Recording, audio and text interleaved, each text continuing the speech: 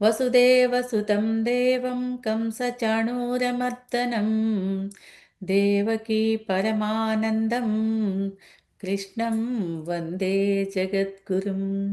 శ్రీకృష్ణం వందే జగద్గురుం. భాగవత గేయసుధకి స్వాగతం. రామ జయ రామ జలధిశోషణ రామ దయగల శ్రీరామ ధనుజమర్దన రామ కమనీయ గుణగణాకర రామ శ్రీరామ రమణీయ రూప శ్రీరమణ శ్రీరామ. వ్యాస భగవానునకు వందనం వనరించి పోతన మహాకవికి చేతులను జోడించి రామాజ్ఞ చేపలుకు భాగవత సుధయందు దశమ స్కంధమునందు ఉత్తర భాగమిది. శ్రీ విష్ణు క్షేత్రమౌ నైమిసారణ్యమున సూత పౌరాణికులు ప్రీతి బోధించినది. విశ్వాత్ముడైన హరి విశ్వంభరత్వము భక్త పాలన కళా సంరంభతత్వము. దశమ స్కంధంలోని ఉత్తర భాగంలో మనం కృష్ణలీలా విశేషాలను తెలుసుకుంటూ ఉన్నాము. ధర్మరాజు రాజసూయ యాగానంతరం రాజ్యాన్ని పరిపాలిస్తూ ఉన్నాడు ధర్మంగా. కురు పాండవుల సమరమారంభమగుననుచు ఇరువురకు బసముడైన బలరామదేవుండు వెడలె ద్వారక వీడి యాత్రా నెపంబుతో సేవించే పలు దివ్య క్షేత్రముల తీర్థముల. ఇంకా కౌరవ పాండవ యుద్ధం ఆరంభమవుతుందనే సూచనలు గ్రహించిన బలరామదేవుడు ఇరువురు తనకు ఇష్టలే గనుక ఎవరి పక్షము ఉండడానికి ఇచ్చగించక ఆ యుద్ధాన్ని చూడలేక ఆయన తీర్థయాత్ర నెపంతో వెళ్ళిపోయారు అని తెలిపి శుకయోగి రాజేంద్రుతో బలికే విమల చరిత వినుము విష్ణుగాథా క్రమము.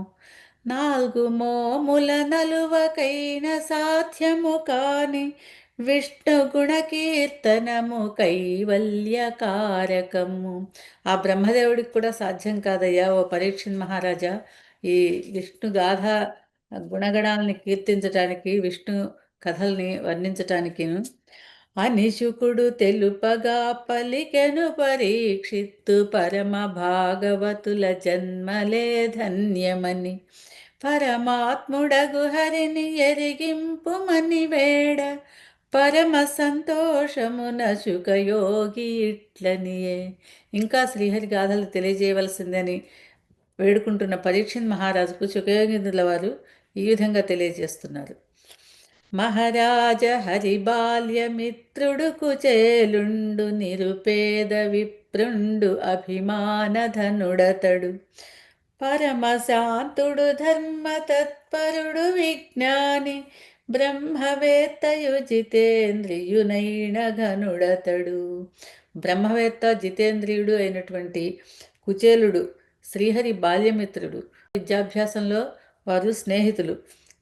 ఆ కుచేలుడు నిరుపేదమైన విప్రుడు, ఎంతో అభిమానవంతుడు, పరమశాంతుడు, ధర్మతత్పరుడు, విజ్ఞాని, సకల శాస్త్రాలు తెలిసినవాడు, సకల ధర్మాలు తెలిసినవాడు, బ్రహ్మవేత్త, జితేంద్రియుడు కూడా. సద్వంశ సంజాత పతివ్రత తిలకంబు వాని ఇల్లాలు ఒకనాడు నాధునిగాంచి ప్రాణేశ హరి మీకు బాల్యమిత్రుండు గద దారిద్ర్యమును బాపు వాని దర్శింపుమనే. ఎంతో పతివ్రత తిలకము, సద్వంశంలో జన్మించినది అయిన ఉత్తమ ఇల్లాలైనటువంటి అతని భార్య వామాక్షి ఒకరోజు తన భర్తతో ఇలా అన్నది: స్వామి, మీకు హరి బాల్య స్నేహితుడు కదా, లక్ష్మీపతి అయినటువంటి ఆ శ్రీహరిని ఒక్కసారి దర్శించండి, మన దారిద్ర్యం కూడా సమసిపోతుంది అని అడిగింది ఆ ఇల్లాలు. ఇల్లాలి పలుకులను విని కుచేలుడు మెచ్చి ఇహపర సాధనము హరిదర్శనంబనుచు పయనించ ద్వారకకు పిరికెడటుకులను కొని తన బాల్య స్నేహితుని హరిని దర్శించుటకు. ఆ మాటలు విన్నాడు కుచేలుడు. ఇహపర సాధనము తన మిత్రుణ్ణి చూడటం అవుతుంది, పరమాత్మ అయినటువంటి శ్రీహరి ఆ స్వామిని దర్శించుకున్న భాగ్యం కూడా కలుగుతుంది. ఇహపర సాధనం కదా శ్రీహరి దర్శనం అనుకొని భావించి, సరే ఇల్లాలి పలుకుల్ని మన్నించి ఇల్లాలిని అడిగాడు, ఏమైనా ఉందా మనం తీసుకెళ్ళడానికి కృష్ణుడి దగ్గరికి వెళ్ళాలి అంటే. ఆ తల్లి పిరికెడు అటుకులు దొరికాయి ఇంట్లో. ఏమీ లేని దారిద్ర్యం అనుభవిస్తున్న ఇల్లు కదా. ఆ పిడికెడు అటుకుల్ని ఆ చిరుగుల ఉత్తరీయంలోనే ఓ పక్కన జాగ్రత్తగా మూట కట్టి ఇచ్చింది ఆ ఇల్లాలు. తన పేద రూపమును తలపోసి చింతించి తన భాగ్యమెట్లున్నదో అనుచు భావించి పయనించి ద్వారకా రాజమార్గమున జని దర్శించే నగరిలో పరమ పురుషుని హరిని. వెళ్ళి బయలుదేరి కాలినడకన ఆ చిన్న అటుకుల మూటను రొంటిలో దోపుకున్నాడు ఆ కుచేలుడు. పరమాత్మ లీల అనుగ్రహము సరాసరి ఆయనకి భవనంలోకి అనుమతి లభించింది. ఎవరూ ఆటంకపరచలేదు. వెళ్ళారు. సరాసరి స్వామి ఉన్న ప్రాంతానికే ఆయన వెళ్ళగలిగారు.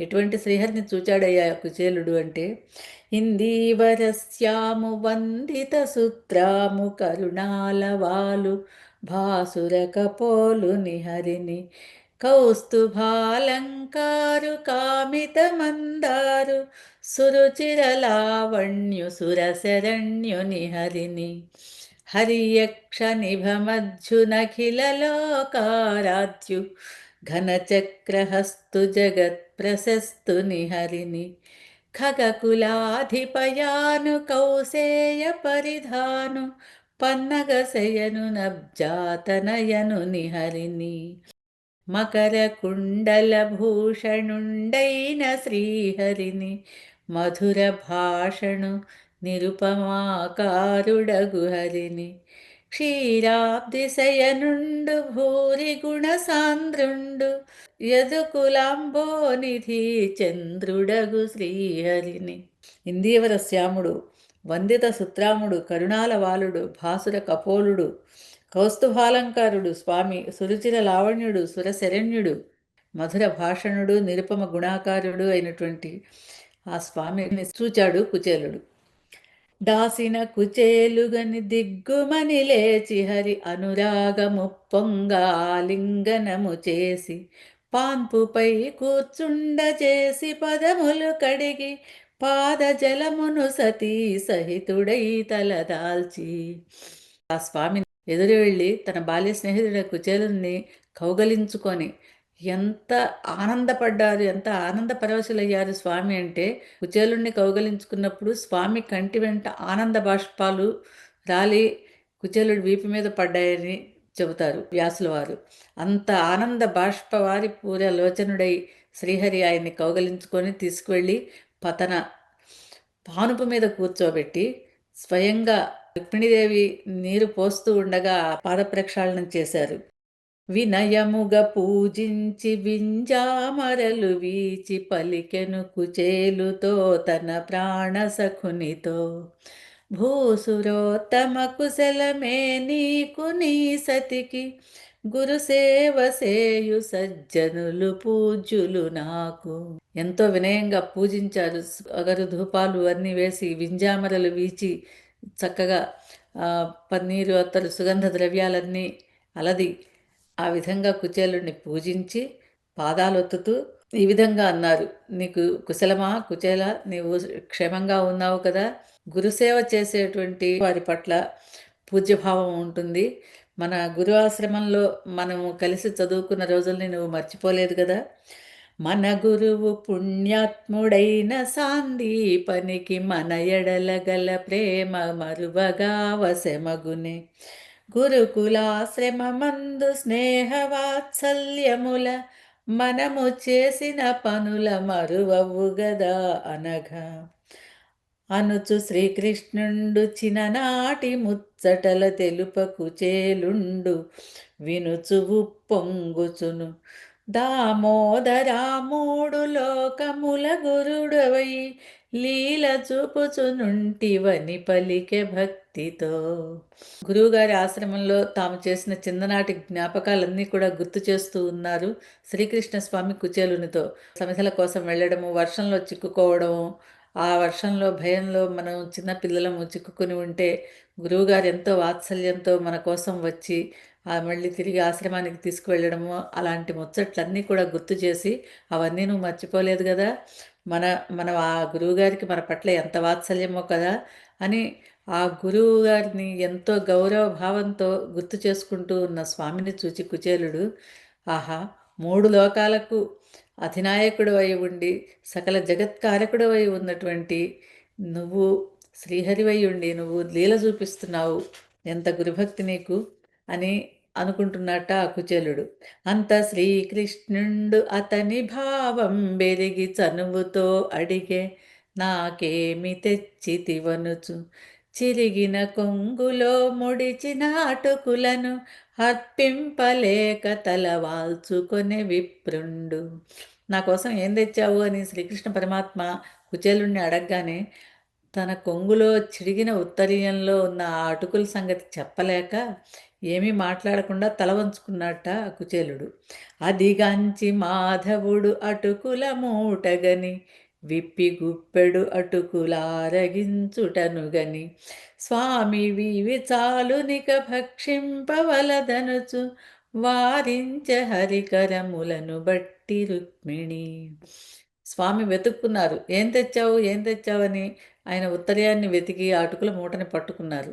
పట్టుకొని, ఆహా, నాకెంత ఇష్టమైన పదార్థాన్ని తీసుకొచ్చావు కదా, మరి చెప్పవెందుకు అని వెంటనే ఆ మూట విప్పి పిరికెడు అటుకుల్ని నోట్లో వేసుకున్నారట స్వామి. సకల లోకాల్ని తన బొజ్జయందున నిక్షిప్తం చేసుకున్న ఆ స్వామి, అఖిల లోకాధారకుడు, ఒక్క పిరికెడు అటుకుల్ని సంతోషంగా నోట వేసుకోగానే అన్ని జగాలు సర్వభూతాలు కూడా సంతృప్తి పడిపోయాయట.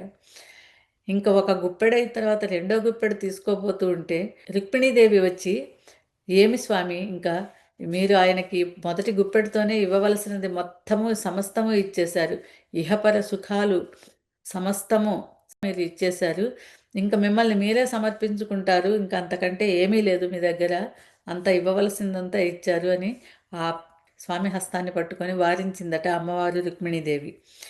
ఆరేయి గోవిందు మందిరంబున గడిపి స్వర్గభోగంబులివి కాబోలునని తలచి, మరునాడు ఉదయమున పయనించ తన పురికి హరిదర్శనానందలోలుడు కుచేలుండు. అద్భుతమైన ఏర్పాట్లు చేయించారు స్వామి. అతన్ని ఒక్క క్షణం కూడా వీడకుండా చక్కగా పరిచర్యలు చేస్తూ మంచిగా వారికి సౌకర్యాలు అన్నీ కల్పించి విందు భోజనం ఆరగింపజేసి మంచి హంసతూలిక తల్పం మీద అతనికి పక్క ఏర్పాటు చేసి పొద్దుపోయే వరకు కబుర్లు ముచ్చట్లు చెబుతూ ఆనంద డోలికల్లో స్వామి ఆయన్ని మైమరిపింపజేశారు ఆ కుచేలుణ్ణి. ఆ రాత్రి ఆహా, స్వర్గము స్వర్గభోగాలు అంటే ఈ విధంగా ఉంటాయి కాబోలు అనుకున్నాడట ఆ నిరుపేద కుచేలుడు. మర్నాడు ఉదయం లేచిన తర్వాత కాలకృత్యాలు తీర్చుకొని శ్రీహరితో, స్వామి నేను వెళ్ళి వస్తానని స్నేహితుడికి చెప్తే వాకిలి వరకు వచ్చి కౌగలించుకొని సాగనంపారట స్వామి. ఆ హరిదర్శనం అనే ఆనందంతో ఓలలాడిపోతూ తిరుగు ప్రయాణం అయ్యాడు కుచేలుడు. ఆయనకు బయటికి వచ్చి తిరుగు ప్రయాణం అయిందాక కూడా తానెవరో, అసలు ఎందుకు వచ్చాడో ఏ విషయం గుర్తులేదు. హరి సందర్శన ఆనంద లోలుడై ఉన్నాడు ఆయన. శ్రీహరిని చూసిన దర్శించిన ఆనందంలో ఆయనకి సమస్తము మర్చిపోయాడు. తన భార్య ఎందుకు పంపించిందో, తను ఎందుకు వచ్చాడో అనే విషయం కూడా గుర్తులేదు. కనీసం ఒక నూతన వస్త్రం కూడా ఇవ్వలేదట స్వామి. ఆయనకి ఏమీ ఇవ్వలేదు, ఏమి కావాలని అడగలేదు.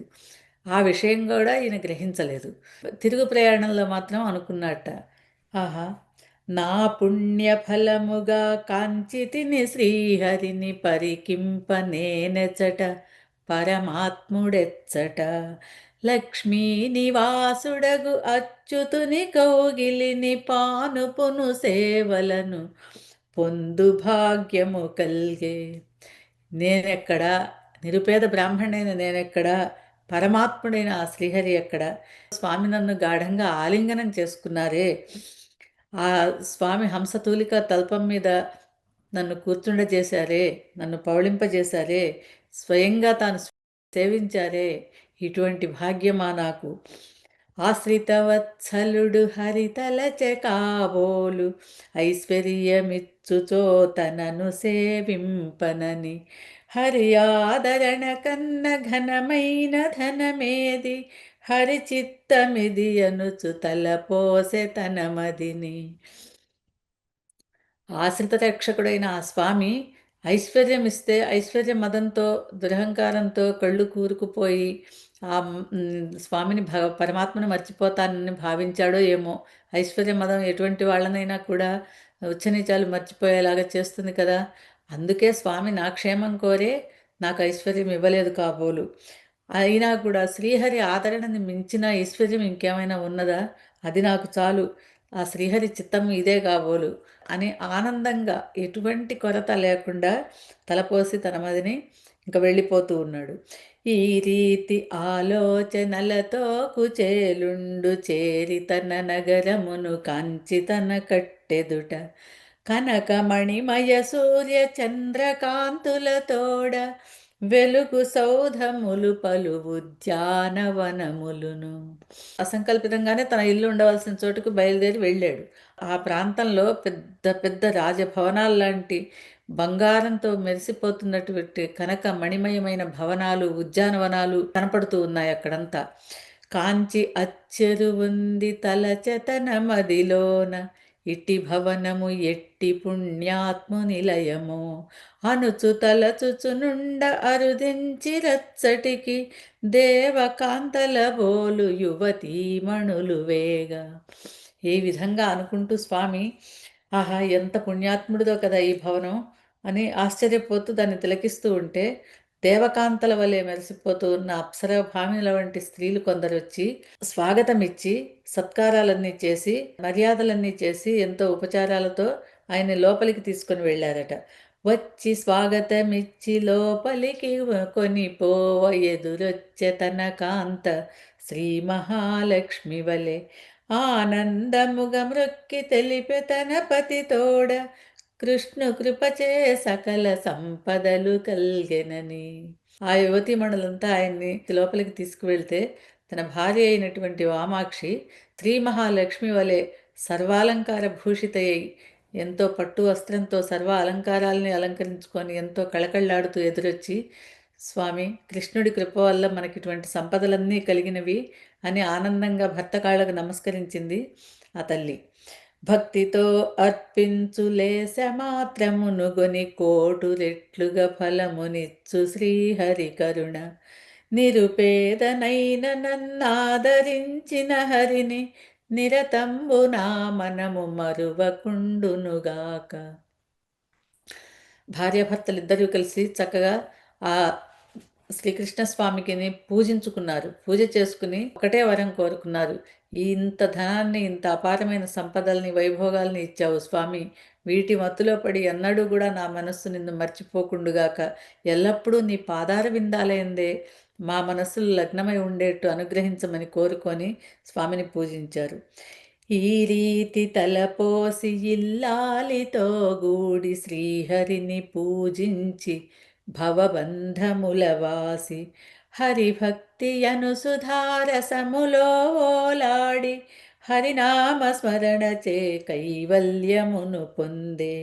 ఎంతో అద్భుతంగా శ్రీహరి చరణ ధ్యానంతోనే ఆ దంపతులు తమ జీవితాన్ని గడిపి చివరకు స్వామి పదాన్ని కైవల్యాన్ని చేరుకున్నారట వారు. కృష్ణుడు కుచేలు చరితార్థు చేసిన కథను వినిన వారికి కలుగునిహ పరసుఖంబులును హరిభక్తియును గొప్ప కీర్తియును కలుగునని తెలిపె శుకుడచ్యుతుని బ్రాహ్మణ భక్తిని. ఈ విధంగా శుకయోగీంద్రుల వారు ఎవరైతే ఈ కృష్ణుడు కుచేలుణ్ణి కృతార్థుడిగా చేసినటువంటి ఈ కథని వింటారో, చదువుతారో అటువంటి వారికి ఇహపర సుఖాలు, హరిభక్తి, గొప్ప కీర్తి కలుగుతాయని చెప్పి తెలియజేస్తున్నారు.